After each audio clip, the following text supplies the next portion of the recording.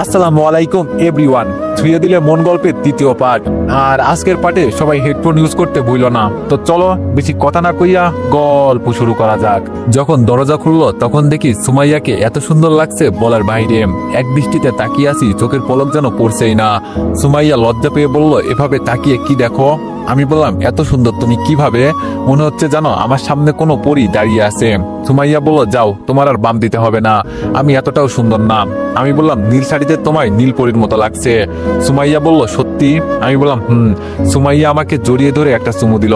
আমি বললাম, কই, তুমি না বলেছিলে আজকে পার্টি আছে, কাউকেই তো দেখতে পারছি না। সুমাইয়া বলল, সবাই আসতেছে। আমি বললাম, তাহলে আমরা কি অপেক্ষা করব তাদের জন্য? সুমাইয়া বলল, ওরা আসবে ওদের মতো, তাতে আমাদের কি, চলো টেবিলে বসো। আমি বললাম, ওখানে বসে কি করব? সুমাইয়া বলল, আমি তোমার জন্য নিজের হাতে রান্না করেছি। আমি বললাম, এখানে রান্না করা যায়? আমার তো বিশ্বাসই হচ্ছে না। সুমাইয়া বলল, তোমার জন্য আমি স্পেশাল ভাবে রান্না করেছি। সুমাইয়া খাবারগুলো আমার সামনে দিল। আমি বললাম, তুমি খাবা না? সুমাইয়া বলল, না, আমি তোমাকে নিজের হাতে খাইয়ে দিব। আমি বললাম, সত্যি? সুমাইয়া বলল, নাও, হা করো। সুমাইয়া আমাকে খাইয়ে দিচ্ছে, আমি ওর দিকে তাকিয়ে আছি। আমি দেই সুমাইয়ার মুখে খাবার তুলে দিব। সুমাইয়া বলল, এটা শুধু তোমার জন্য, আমি খেয়েছি। আমি বললাম, ও আচ্ছা, কিন্তু তোমার বান্ধবীরা কই? কাউকেই তো দেখতে পারছি না। সুমাইয়া বলল, কি জানি বাবা, বলতে পারবো না, সবাই তো বলছিল আসবে, কিন্তু ওরা হয়তো ওদের বয়ফ্রেন্ডের সাথে কোথাও ঘুরতে গেছে। আমি বললাম, তাহলে আমরা একা একা কি করব? সুমাইয়া বলল, কি করব মানে? তুমি আর আমি মিলে প্রেম করব চুপি চুপি। আমি বললাম, এত প্রেম শরীরের জন্য ক্ষতিকর। সুমাইয়া বলল, তাই নাকি স্যার? আমি বললাম, জি। খাবার শেষ করে সুমাইয়াকে নিয়ে সোফায় বসলাম। সুমাইয়া বলল, কেমন লাগছে তোমার? আমি বললাম, অনেক ভালো, তবে শরীরে অনেক গরম লাগছে। সুমাইয়া বলল, একটু অপেক্ষা করো, সব বুঝতে পারবে। আমি বললাম, কি বলছো তুমি? কিছুই তো আমি বুঝতে পারছি না। সুমাইয়া বলল, বলছি আমরা বিয়ে করব কবে? আমি বললাম, আমার বস্তির বাড়িতে তুমি থাকতে পারবে? সুমাইয়া বলল, তুমি আমাকে যেখানে নিয়ে যাবে আমি সেখানেই থাকতে পারবো। আমি বললাম, আমি তোমাকে কষ্ট দিতে চাই না। সুমাইয়া বলল, আমি জানি তো আমার বাবুটা আমাকে কত ভালোবাসে। হঠাৎ আমার কেমন জানি হতে লাগলো, আমার শরীর কেমন জানি করছে। আমি হাতগুলো মুঠো করে কন্ট্রোল করার চেষ্টা করছি। সুমাইয়া আমার দিকে তাকিয়ে হয়তো কিছু বুঝতে পারছে। সুমাইয়া বলল, চলো আমার সাথে। আমি বললাম, কোথায়? সুমাইয়া বলল, আরে আসো তো। বলেই সুমাইয়া আমাকে টেনে একটা রুমে নিয়ে গেল। রুমের ভিতরে যেতেই সুমাইয়া রুমটাকে তালা দিয়ে লাগিয়ে দিল। আমি বুঝতে পারছি না সুমাইয়া আমার সাথে কি করার চেষ্টা করছে। আমি বললাম, রুমটা তালা দিলে কেন? সুমাইয়া বলল, সব প্রশ্নের উত্তর পেয়ে যাবে। কি রে, তোরা কই? বলার সাথে সাথে সুমাইয়া চার বান্ধবী ওয়াশরুম থেকে টাওয়াল পিছিয়ে বের হলো। আমি বললাম, তুমি না বলছো ওরা ওদের বয়ফ্রেন্ডের সাথে ঘুরতে গেছে, আসলে তুমি আমার সাথে কি করতে চাও আর খাবারের সাথে কি মিশাইলা? সুমাইয়া বলল, আমি তোর মতো গরিবের সাথে প্রেম করব? তোর মনে হয় কি করে? আমি বললাম, মানে কি বলছো? তাহলে এতদিন আমার সাথে কি ছিল তোমার? সুমাইয়া বলল, সব নাটক ছিল তোরে ব্যবহার করার জন্য। তোর সাথে প্রেমের উদ্দেশ্য একটাই, তোরে দিয়ে আমার পাঁচ বান্ধবী আমাদের যৌন চাহিদা মিটাবো। আর তোর খাবারের সাথে পিল মিশানো হয়েছে যাতে তুই ডাবল শক্তি পাস। এমনিতেই তো তুই আমার পাঁচ বান্ধবীদের সাথে পারবি না। আমি বললাম, হট, এসব কি বলো তুমি? তোমার কি মাথা খারাপ হয়ে গেছে? সিসি, তুমি যে এতটা নিস আমি চিন্তাও করতে পারি নাই। সুমাইয়া বললাম, তোর চিন্তা করতে হবে না, এখন কাপড় খুলবি নাকি জোর করতে হবে? আমি বললাম, দেখ, যা হবার তা তো হয়েই গেছে, এটা আমি তোমাদের সাথে করতে পারবো না। আমার উপর আরেকজনের হক আছে, আমার বউকে কি জবাব দিব বিয়ের পর? সুমাইয়া একটা হাসি দিয়ে বললাম, তোর টাকা পয়সা দিয়ে লালন পালন করলাম, আর হকের কথা বলছিস? দেখ, তোদের লেকচার শুনতে পারবো না, এখন বল ওকে রেডি হতে। ইস, ইনটেক একটা মাল, আগে আমি যাব। সুমাইয়া বলল, বললেই হলো, এত কষ্ট করে পটাইছি আমি, আর তুই আগে যাবি? শখ কত? সুমাইয়ার এক বান্ধবী বলল, টাকাগুলো কিন্তু আমি বেশি দিছি। সুমাইয়া বলল, সময় আমি বেশি দিয়ে প্রেম করছি। ওদের কথা শুনে চোখ দিয়ে পানি পড়ছে। আজকে কোথায় আটকে পড়লাম? আমি জানতাম, আমার মন বলছিল আমার বড় কোনো বিপদ হবে, কিন্তু তাও আসলাম। সুমাইয়া বলল, এত চিন্তা করে কি হবে? আর কান্না করলেও হবে না, এখান থেকে পালাতে পারবি না। আর কাপড় খুলবি নাকি আমার আসতে হবে? আমি বললাম, দেখ সুমাইয়া, শেষবারের মতো তোমার কাছে একটা জিনিস চাইবো, এইটাই শেষ ভালোবাসার আবদার। জানি তুমি আমাকে ভালোবাসো নাই, কিন্তু আমি তো ভালোবেসেছি। সুমাইয়া বলল, আচ্ছা বল তাড়াতাড়ি, আমরা আর অপেক্ষা করতে পারবো না। আমি বললাম, আমার জীবনটা তোমাদের কাছে হাত পেতে চাইছি, দিয়ে দাও, একজন ভিক্ষুকের মতো, প্লিজ, তোমরা আমার বোনের মতো। দেখ, আমাদের মনে এত দয়া নেই, দাঁড়া, মুখ দিয়ে কথা বলে লাভ নেই। বলেই আমার কাছে এসে কাপড়গুলো আস্তে আস্তে খুলতে লাগলো। আর আমার চোখ দিয়ে টপ টপ করে পানি পড়ছে। কোথায় ফেসে গেলাম নিজের দোষে? ওরা আমাকে নিজেদের মতো ব্যবহার করলো। উপরের দিকে তাকিয়ে হাসতেছি। আমি কি কোনো পুরুষ? সি সি, আজকে নিজের উপর ঘৃণা হচ্ছে। এখন কান্না করে কি হবে? একটা রুমের ভিতরে 5টা মেয়ে মিলে আমাকে ধর্ষণ করেছে। এর বিচার আমি কার কাছে দিব? কেউ বিশ্বাস করবে না। এখন আমি বুঝতে পারছি একটা মেয়েকে যখন ধর্ষণ করা হয় তখন সে কতটা কষ্ট পায়। আমার মুখ দিয়ে কোনো কথা বের হচ্ছে না। চোখগুলো খোলা রাখার চেষ্টা করছি কিন্তু পারছি না। শুধু কানে শুনতে পারছি ওরা বলা বলি করছে, কি জিনিস পছন্দ করলি বান্ধবী? শালা তো করে একটা মাল। সুমাইয়া বলল, এত সহজে তো আর পটাইতে পারি নাই, অনেক কষ্ট করছি শালার জন্য। আমাদের 1 মাসের তৃপ্তি মিটে গেছে, এই 1 মাসে আর কাউকে লাগবে না। সুমাইয়া বলল, এইটা পটাইলাম আমি, পরে পটাবি তুই। আমি তো পারি না, তুই তো জানিসই। সুমাইয়া বললাম, জিনিস আনবো আমি আর খাবি তোরা, পরে আর তা হবে না। কি রে, শালা তো কোনো কথা বলছে না, মারাটারা গেল নাকি? সুমাইয়া বলল, মারা গেলে আমাদের কি, আর কিছুক্ষণ অপেক্ষা কর। কিন্তু পরে কোনো কেস খাবো না তো? সুমাইয়া বললাম, আরে এইসব কিচ্ছু হবে না, জাস্ট এনজয় কর, এর কথা চিন্তা করিস না, এইসব আমি একাই সামলাতে পারি। জীবনে সুখ পেয়ে গেছি, মনটাই চাই কি জানিস, প্রতিদিন এভাবে একটা ছেলেকে ধর্ষণ করি। সুমাইয়া বলল, তাহলে তো বিয়ে করে নে। আরে বিয়ে করলে কি আর সবাই মিলে উপভোগ করতে পারবো? হ্যাঁ। সুমাইয়া বলল, তাও ঠিক বললি। সুমাইয়া বলল, আমাদের কাজ তো শেষ, এখন এর কি করবি? আমার কানগুলো খোলা আছে, আমি সব শুনতে পারছি, কিন্তু নড়তে বা কথা বলতে কিছুই করতে পারছি না। এক কাজ কর, জঙ্গলের ভিতরে ফেলে দিই, আর আমরা এখান থেকে চলে গেলে কেউ ধরতে বা সন্দেহ করতে পারবে না। সুমাইয়া বলল, ঠিক বললি, শালাকে কাপড় পরিয়ে নি আগে। আমি পারবো না, তোর বয়ফ্রেন্ড তুই কর। সুমাইয়া বলল, এখন আমার বয়ফ্রেন্ড হয়ে গেল, আর যখন সবাই মিলে এনজয় করলি তখন? ইস, দেখ কেমন রক্তে লাল হয়ে গেছে। সুমাইয়া বলল, মায়া লাগে তোর কিছু কিছু। সুমাইয়া বলল, চুপ কর, তাড়াতাড়ি কাজ শেষ করে ফেল, বাসায় যেতে হবে, নইলে বাবা সন্দেহ করবে। হরে, ইস শালা কি ভারী, দেখতে পারছিস? আর তুই কোথায় তাকিয়ে থাকিস? হ্যাঁ, আমি তো ওর বুকের লোমগুলোর দিকে তাকিয়ে আছি। আহা কি সুন্দর। সুমাইয়া বলল, ও বুঝতে পারছি, এর জন্যই ওর বুকের মাঝে লাল হয়ে আছে। কামড়ে কি করলি? আরে ও তো মারাই গেছে, এখন এইসব বলে আর লাভ কি, তাড়াতাড়ি চল। সুমাইয়া বলল, ও কি সত্যি মারা গেছে? এক কাজ করি, ওকে আমরা কেটে ফেলি। আরে এইসব তুই কি বলছিস? আর মারা লাগবে না, ওর উপর যে অত্যাচার করছি এমনি মারা গেছে, অযথা চিন্তা করে লাভ নেই। মনে মনে যাক, অন্তত মারবে না। আমি তো ভয় পেয়ে গিয়েছিলাম, যেভাবে বলছিল। তোদের কাউকে আমি ছাড়বো না, আমারও হিসাব বাকি আছে, আগে যা তোরা।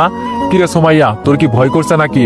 সুমাইয়া বলল, জীবনে প্রথম এই কাজ করলাম, কেমন জানি একটু একটু ভয় করছে। আরে এত চিন্তা করিস না, রিল্যাক্স বেবি, ও তো এমনি বুঝতিস ছেলে। আর বিষয়টা যদি উপরে ওঠে, থানার ওসিকে কিছু টাকা দিয়ে বিষয়টাকে ঢাকা দিয়ে দিব। সুমাইয়া বলল, গুড একটা বুদ্ধি করলি তো। অনেকটা গভীরে চলে আসছি, ফেলে দে এখানে। ওর ফোনটা কি করব? সুমাইয়া বলল, ও ভালো একটা কাজ করলি, ফোনটা আনতে আমি ভুলেই গিয়েছিলাম, ওটার জন্য পরে আমাদের বিপদ হতো। ওর সাথে রেখে দে ফোনটা। আমার উপরে ফেলে দিল। আমার না কেমন জানি একটা মায়া হচ্ছে। আচ্ছা সুমাইয়া, তোর তো বয়ফ্রেন্ড ছিল, তুই কি সত্যি ওকে ভালোবেসে ফেলিস নাই তো? সুমাইয়া বলল, আমারও কেমন কেমন জানি লাগছে, ওর জন্য হালকা মায়া হচ্ছে। কি বলছিস? ছেলেটার জন্য সবারই মায়া লাগছে? তবে বলতে হবে ছেলেটার শরীরে জাদু আছে। সুমাইয়া বলল, হরে, ছালা একটা জিনিস আগে জানতাম না, জানলে কি করতি? সুমাইয়া বলল, প্রতি মাসে ওকে আমি একা ব্যবহার করতাম, আর আমরা দেখি তুই বেঈমান হলি। সুমাইয়া বলল, আচ্ছা এসব বাদ দে, এখন চল, তাড়াতাড়ি বাসায় যেতে হবে। আরে এভাবে যাওয়া যাবে না, চল সবাই মিলে গোসল করে পবিত্র হয়ে যাই। সুমাইয়া বলল, ঠিকই বললি, চল। ওরা সবাই চলে গেল, আমার কথা বলার পর্যন্ত শক্তিটুকু নাই, কিভাবে একটা ফোন করব বুঝতে পারছি না। যে করি হোক, আমাকে বাঁচতে হবে, আমার বোনের জন্য হলেও। এভাবে কিছুক্ষণ থাকলে আমি মারা যেতে পারি রক্ত শূন্যতায়। অনেক কষ্ট করে ফোনটা হাতে নিলাম, মনে হচ্ছে জানো জীবন শেষ হয়ে যাচ্ছে, এত পরিমাণে কষ্ট হচ্ছে। তুবার নম্বরে কল দিলাম, ঢুকতেই দেখি ধরে ফেললো। তুবা বলল, রিফাত তুই নাকি? আমি বললাম, তুবা আমাকে একটু হেল্প কর, আমি আর পারতেছি না। তুবা বলল, কি হয়েছে তোর, আর এভাবে কথা বলছিস কেন? আমি বললাম, কথা বলার শক্তি নাই রে, আমি খুব কষ্ট করে কথা বলছি, ফোনের লোকেশন দিচ্ছি, তোর কোনো বান্ধবীকে নিয়ে আই, আর পারছি না। ফোনটা কেটে দিলাম, ফোনের লোকেশনটা দিয়ে দিলাম, আর যতটা সময় যাচ্ছে মনে হচ্ছে যেন দেহ থেকে প্রাণটা বের হয়ে যাবে। জোর করে মনে হয় আমি ধরে রাখছি। এতটা কষ্ট আমার জীবনে হয় নাই। প্রায় অনেকক্ষণ পর 3টা লাইট দেখতে পারছি। তুবা রিফাত বলে ডাকছে, কিন্তু আমি যে বলবো আমি এখানে, এই কতটুকু বলার শরীরের শক্তিটুকু আমার নাই। ওরা আমার কাছাকাছি আসতেই একটা মেয়ে বলে, তুবা দেখতো সামনে কি জানি দেখা যায়। তুবা বলল, কই? মেয়েটি বলল, ওই তো। তুবা বলল, আরে এটাই তো রিফাত, আমার কাছে এসে রক্তে পুরো শরীর ভিজে গেছে, তাড়াতাড়ি ধর। তুবা বলল, ফোনটা নে। কিন্তু ওর এই অবস্থা হলো কি করে? আরে এইসব পরে চিন্তা করবি, আগে ওকে বাঁচাই, তাড়াতাড়ি গাড়ির কাছে চল। আমি এই পর্যন্ত শুনতে পারলাম, আস্তে আস্তে আমি অজ্ঞান হয়ে পড়লাম, আর কিছুই মনে নেই আমার। যখন আমার জ্ঞান ফিরল তখন দেখি আমার চারপাশে অন্ধকার। বুঝতে পারছি আমি হাসপাতালে আছি। ফোনটা হাতে নিয়ে দেখি রাত 3টা বাজে, অনেক রাত হয়েছে। এজন্য হয়তো ওরা আমাকে হাসপাতালে রেখে গেছে। নিজের আপন মানুষ না থাকলে কেউই পাশে থাকে না। আগে ছিলাম কি, আর আজকে আমি কই এসে দাঁড়িয়েছি। হায় রে কপাল, আমি তো ভালো থাকতে চেয়েছিলাম, কিন্তু ওরা আমাকে ভালো হতে দিল না। কাউকে ছাড়বো না, আমি এক এক করে সবাইকে দেখে নিব। আগে আমার বোনকে দেশের বাইরে পাঠাতে হবে। এইসব খারাপ কাজ বোনের সামনে তো আর করা যাবে না। সকাল 8টা বাজে ডাক্তার এসে আমার একটা রিপোর্ট দিয়ে গেল। এখন আপনার শরীরের কি অবস্থা? আমি বললাম জি আলহামদুলিল্লাহ ভালো। হাঁটতে পারবেন এখন? আমি বললাম চেষ্টা করতে হবে। বিকালে যেতে পারবেন? আমার মনে হয় সমস্যা হবে না। আমি বললাম ধন্যবাদ ডাক্তার। একটু পর দেখি তুবা চলে আসলো। তুবা বলল কি রে, এখন কেমন লাগছে তোর? আমি বললাম এই তো অনেকটা ভালো। তুবা বলল তুই জানিস আমি কত ভয় পেয়ে গেছি, তোর পুরো প্যান্ট রক্তে ভিজে গেছে, দেখে আমি অনেক ভয় পেয়ে গেছি। ভাগ্য ভালো ছিল তখন আমার সাথে আমার বান্ধবীদের নিয়ে গেছি, নইলে তোরে আনতে গিয়ে আমি অজ্ঞান হয়ে যেতাম। আমি বললাম রক্ত দেখে ভয় পাইস বুঝি? তুবা বলল অনেক। আমি বললাম মিলির কি খবর রে? তুবা বলল সারা রাত আমাকে ঘুমাতে দেয়নি। একটু পর পর উঠে বলে আমার ভাই কই, আমার ভাইয়া ভালো আছে তো? আমি বললাম স্কুলে দিয়ে আইসস নাকি? তুবা বলল অনেক কষ্ট করে বুঝিয়ে দিয়ে আইসি, বলছি বিকালে তোমার ভাইয়া বাসায় থাকবে, দেখিও পরে গেছে। আমি বললাম তুই যদি না থাকতি আমি মনে হয় আজকে আর বেঁচে ফিরতাম না। তুবা বলল আচ্ছা তোর এই অবস্থা হলো কি করে? আমি একটা হাসি দিয়ে বললাম আমরা তো গরিব মানুষ, বড় লোকেরা শুধু আমাদের ব্যবহার করে, রাস্তায় ফেলে দেয়। তুবা বলল বুঝলাম না, বুঝিয়ে বল। আমি বললাম এইসব শুনে তোর লাভ আছে কি? তুবা বলল এত কষ্ট করলাম তোর জন্য, আর তোর কি হয়েছে আমি জানতে পারি না? আমি বললাম তাহলে শোন। সব বলার পর তুবা চোখ বড় বড় করে তাকিয়ে আছে আমার দিকে। আমি বললাম কি রে, এভাবে তাকিয়ে কি দেখিস? তুবা বলল মিথ্যা বলিস না, সত্যি করে বল তোর কি হয়েছে। আমি বললাম এজন্যই তো বলছি তুই বিশ্বাস করবি না, সত্যি বলছি রে, বিশ্বাস কর আমাকে। তুবা বলল তোর গার্লফ্রেন্ড তোর সাথে এমন করলো কেন? আমি বললাম আমি কি বলবো, শালিরে তো আমি ছাড়বো না, আমাকে আগে সুস্থ হতে দে।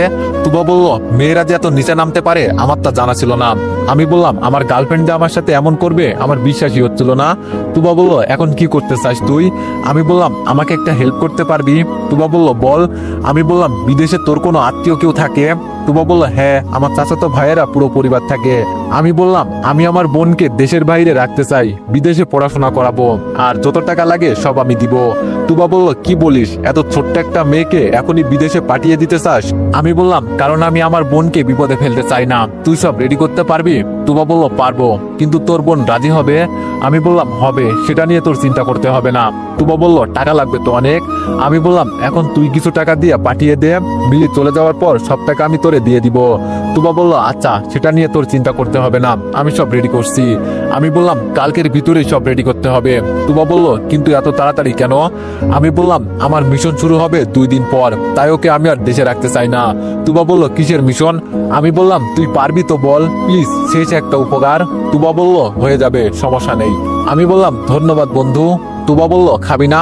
আমি বললাম পরে, দাঁড়া একজনকে কল দিই। মিতুকে কল দিলাম। মিতু বলল কে বলছেন?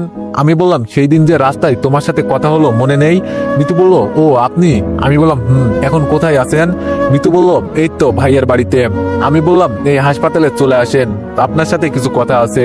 মিতু বলল কিন্তু হাসপাতালে কেন ভাইয়া? আমি বললাম আমি হাসপাতালে ভর্তি আছি, তুমি আসো। মিতু বলল জি আসছি। তুবা বলল কাকে ফোন করলি?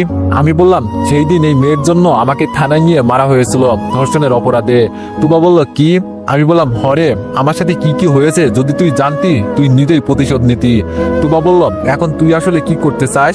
আমি বললাম বুঝতে পারবি। আচ্ছা খালি কোনো বাংলো পাওয়া যাবে? তুবা বলল আরে আমার চাচার বাসায় তো তালা লাগানো, কেউ থাকে না। আমি বললাম তাহলে তো হয়েই গেল, চাবিটা তোর কাছে আছে না? তুবা বলল আম্মুর কাছ থেকে নিতে হবে। আমি বললাম তাহলে নিবি, বন্ধুর জন্য এটা করতে পারবি না? তুবা বলল বন্ধুত্বের দোহাই দিয়ে আর কি করাতে চাস আমায় দিয়ে? আমি বললাম খুব কষ্ট দিয়ে ফেলছি মনে হয় তোরে। তুবা বলল আমি সেটা বলি নাই, কিন্তু তুই করতে চাসটা কি সেটা তো বলবি। আমি বললাম বলবো, মেয়েটা আগে আসুক। দেখতে দেখতে মিতু চলে আসলো। মিতু বলল ভাইয়া এই অবস্থা হলো কি করে তোমার? আমি বললাম আমার কথা বাদ দাও, এখন যেই জন্য তোমার এখানে নিয়ে আসলাম। মিতু বলল জি ভাইয়া বলেন। আমি বললাম রনিকে আমি মারবো, তবে বিনিময়ে তোমাকে আমার সাথে কাজ করতে হবে। মিতু বলল রনিকে সত্যি মারতে পারবেন আপনি? আমি বললাম অবশ্যই, তবে তোমাকে আমার সাথে থাকতে হবে। মিতু বলল, আমি সব করতে রাজি আছি। শালাকে আমি জীবিত দেখতে চাই না। ওর জন্য আজকে না জানি কত মেয়ে নষ্ট হয়েছে। আচ্ছা, আমার কাজটা কি? আমি বললাম, মানুষ খুন করা।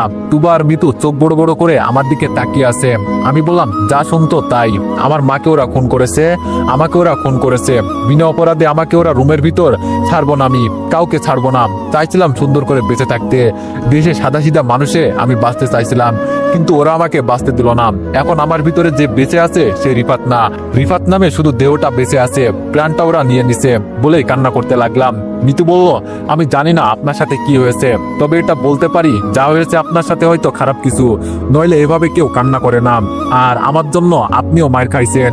আমি সবসময় আপনার সাথে আছি, আপনাকে আমার পাশে পাবেন। আর দরকার হলে মানুষ খুন করতেও রাজি আছি। তুবা বলল, এই তোর মাথা খারাপ হয়ে গেছে, কি সব কথা বলছিস? আমি বললাম, হ্যাঁ আমার মাথা খারাপ হয়ে গেছে।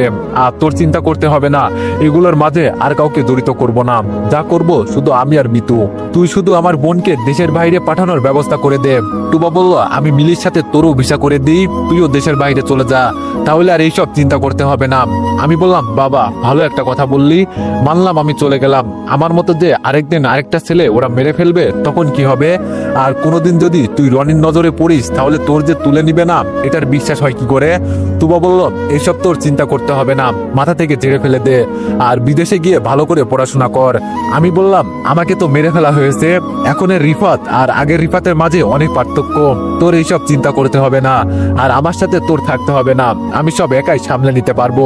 মিতু বলল, ভাইয়া আমি রাজি, এখন বলেন কোন দিন থেকে কাজ শুরু করবেন? তুবা বলল, মরবি তো, সাথে আমাকে মারতে চাস? প্লেন দেউ তো কি আর করার, যা আমিও তোদের সাথে আসি। আমি বললাম, না তুই পড়াশোনা কর, আমাদের সাথে তোর কাজ করতে হবে না। তুবা বলল, বলছি তো আমি তোর সাথে আসি, তুই তো আমার ফ্রেন্ড, তোরে তো আর মাঝ রাস্তায় ফেলে যেতে পারি না, আর আমাকে নিয়ে তোর চিন্তা করতে হবে না। আমি বললাম, মিতু যত দরকারি জিনিস আছে সব কিনে ফেলো, কালকে আমার বোনকে বাইরে পাঠিয়ে দিয়ে কাজে লেগে পড়বো। মিতু বলল, আচ্ছা সব হয়ে যাবে। আমি বললাম, একসাথে যেহেতু কাজ করব তুই করে বলতে পারিস, আর আজ থেকে আমরা তিনজন ফ্রেন্ড, রাজি তো তোরা? তুবা বলল, আমি আসি। মিতু বলল, আমিও আসি। আমি বললাম, কাউকে ছাড়বো না। বিকালে তুবার সাহায্যে বাসায় গেলাম, তবে আস্তে আস্তে হাঁটতে পারি। মিলি এসে আমাকে জড়িয়ে ধরে সে কি কান্না। মিলি বলল, তুই খুব খারাপ, আমাকে ছাড়া থাকলি কিভাবে? তুই মিথ্যা কথা বলিস। আমি বললাম, সরি বোন, আমার আর হবে না। মিলি বলল, তোর কিছু হয় নাই তো ভাইয়া?